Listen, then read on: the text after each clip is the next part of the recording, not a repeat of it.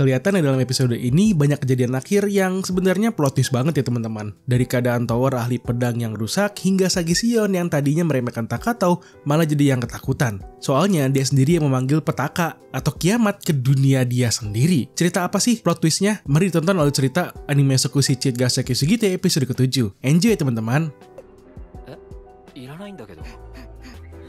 Theodisia yang mulai menjelaskan kenapa dia meminta bantuan pada Takatau dan Tomochika. Ternyata dia sedang mencari adiknya yang menghilang dan dia datang ke tower itu untuk mencari rekannya yang sedang ditawan oleh ahli pedang juga. Jika kelompok Takatau mau membantunya, tandanya mereka juga akan memusuhi ahli pedang. Takatau merespon dengan menjawab hal itu tidak masalah karena dia juga yang sudah menghancurkan fondasi tower itu sendiri. Takatau juga ada menanyakan apakah ada tanda-tanda temannya itu berada di mana.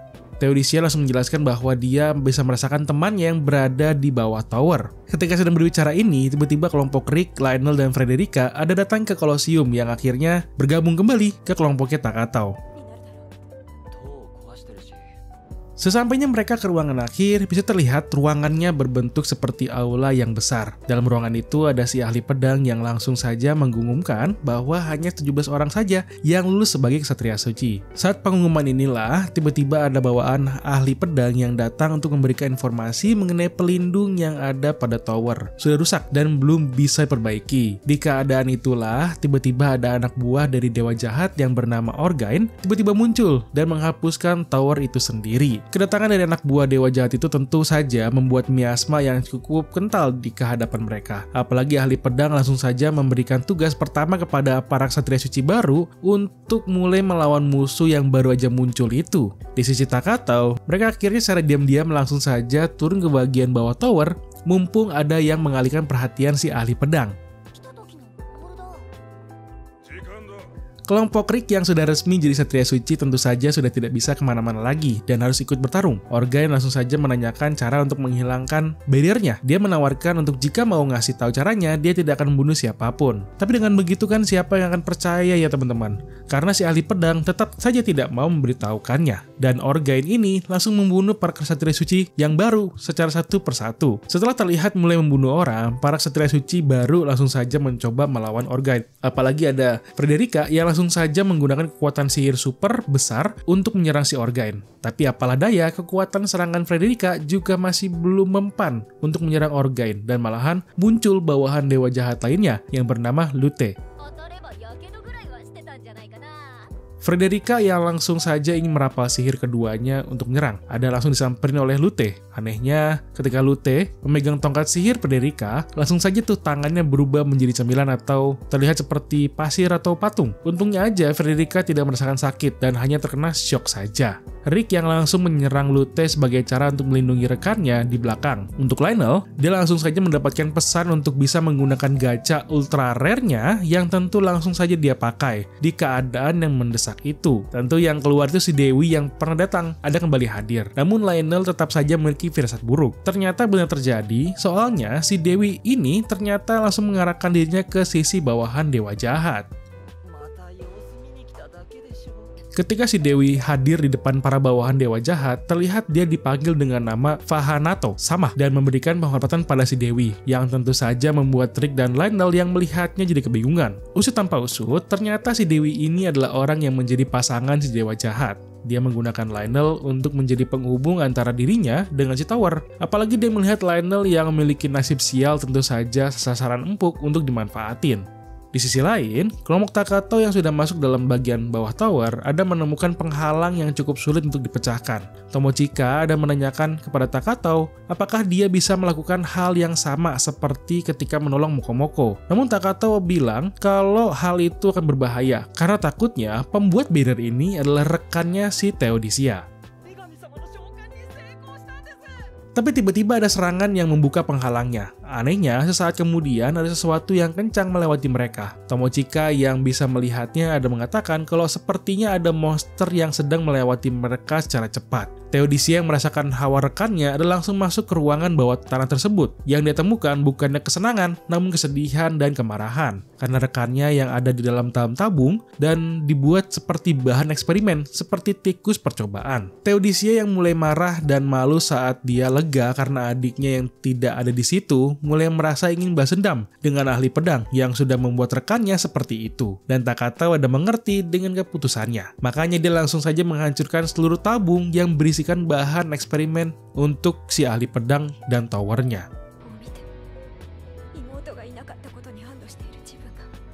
Kembali ke pertarungan di atas, bisa terlihat kalau kelompok si ahli pedang sedang kesulitan untuk mau berbuat apa ketika melawan kelompok bawahan dewa jahat. Terutama kedatangan Fahanato yang bisa dibilang menjadi entitas yang cukup sulit untuk dilawan. Si ahli pedang langsung saja memberikan hak sebagai ahli pedang ke Rick, karena tidak ada pilihan lain yang sekuat Rick juga. Apalagi kalau si ahli pedangnya mati, kan biar langsung saja ada penggantinya gitu kan. Lionel yang merasa bersalah juga ada ingin kabur untuk melindungi dirinya, yang akan respon ke tempat yang sama. Dia ada mencoba untuk mengulur waktu dengan si Dewi dengan menanyakan kenapa si Dewi bisa dekat dengan pihak musuh. Si Dewi ada langsung menjelaskan bahwa pasangannya itu tiba-tiba kabur dan tidak pernah kembali. Siapa pasangannya itu? Yaitu si dewa jahat Albagarma yang sontak membuat semuanya tercengang-cengang atau terkaget-kaget.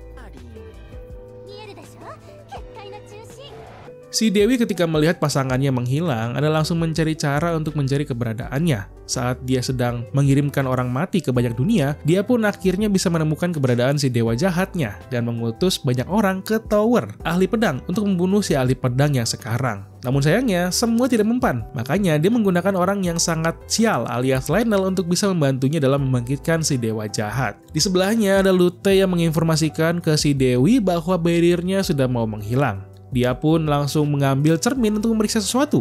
Ternyata dia ada melihat pembuat barrier tower itu sudah mokat dan si pembunuh Dewi juga sudah meninggal juga. Alias ya teman-teman, itu adalah orang yang memang sudah dibuat mokat sama Takatau. Lionel yang diledek hidupnya memang sial ada marah kenapa dia tidak mati saja untuk sekarang.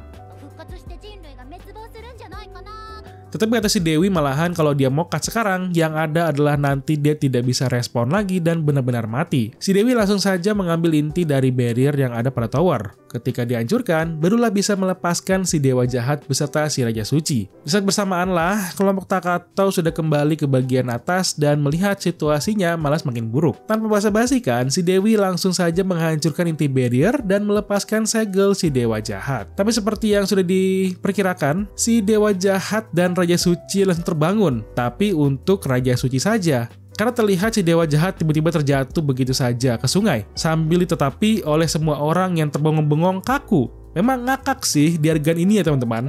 Ternyata benar kan kalau Takatau itulah yang sudah menghabisi si dewa jahat. Di saat lengah itulah bisa terlihat kalau Theodisia langsung saja menebas kepala si ahli pedang untuk membalaskan dendamnya. Si Dewi yang kaget juga tiba-tiba dari belakang ada agresor sepertinya yang langsung menusuknya dari belakang dan menyerap informasi yang ada pada dirinya. Takatau menyadari sepertinya itu adalah monster yang dilihat oleh Tomochika tuh pas di lorong bawah tanah. Lute langsung saja menyembuhkan si Dewi dengan kekuatannya. Namun ketika terbangun si Dewi langsung saja menjadi gila dan Orgain langsung saja mengambil tubuh dari si dewa jahatnya. Tentu ketika menyadari bahwa ada tumbal yang dibutuhkan untuk membangkitkan si dewa jahat, dia langsung saja memerintahkan para iblisnya untuk menyerang para manusia.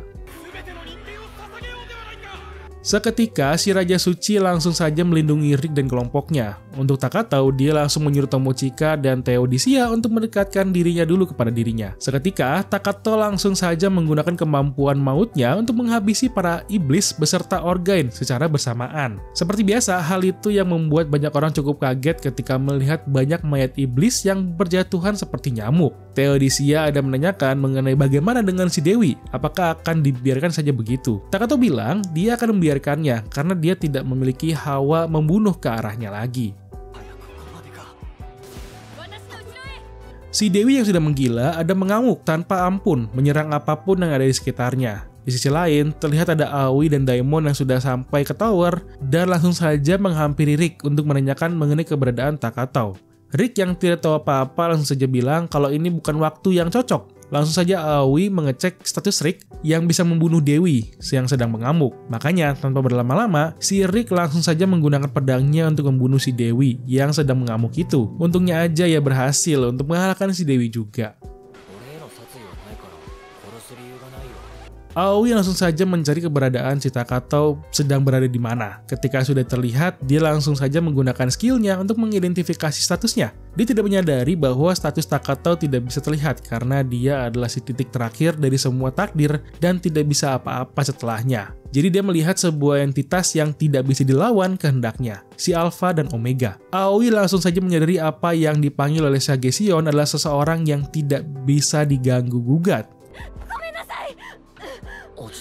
Dia cukup pintar untuk tidak melawan si Takato karena dia sudah tahu kalau macam-macam sama si dia, ujung-ujungnya dia juga yang mokat. Makanya dia cuma beralasan bahwa dia hanya mengantarkan Daimon saja ke tempat mereka dan langsung kabur begitu saja.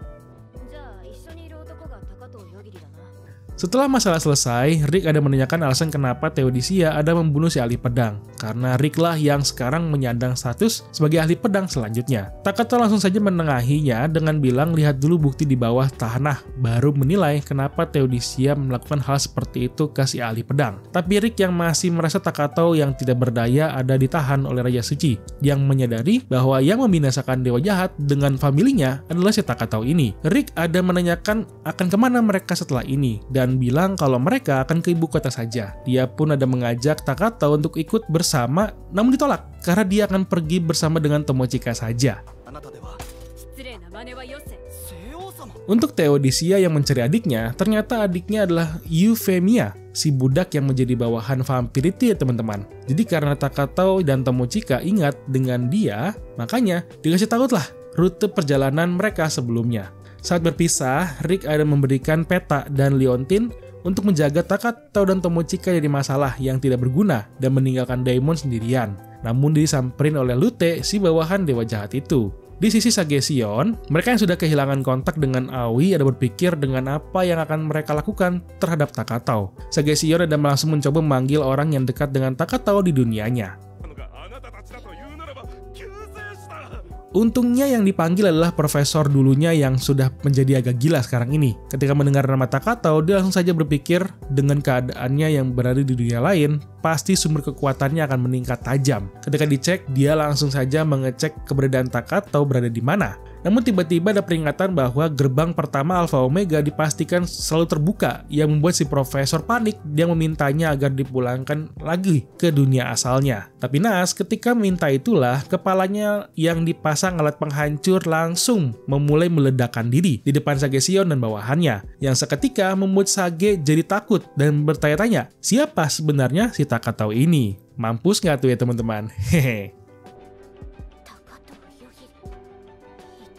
Oke, itu aja untuk alur cerita Sokushi Cheat Gasekyo Sugite episode ke-7. Terima kasih untuk teman-teman yang sudah menonton. Jika suka dengan video ini, silahkan di subscribe dan di like videonya. Mari bertemu kembali di video lainnya. Bye-bye.